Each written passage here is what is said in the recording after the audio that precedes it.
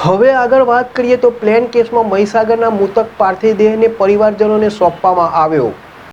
અમદાવાદમાં 12 જૂને થયેલી પ્લેન ક્રેશ દુર્ઘટનામાં મૃત્યુ પામેલા ડોક્ટર નિરાલી દેવેશ શુક્લનો મૃતદેહ વહીવટીતંત્ર દ્વારા પરિવારજનોને સોંપવામાં આવ્યો હતો। કેનેડા ખાતે ડેન્ટિસ્ટ તરીકે કાર્યરત ડોક્ટર નિરાલી મહીસાગર જિલ્લાના લુણાવાડાના તબીબ ડોક્ટર તરુણ શુક્લ અને સિનિયર ભાજપ મહિલા અગ્રણી તલ્લિકાબેન શુક્લના પુત્રવધુ હતા।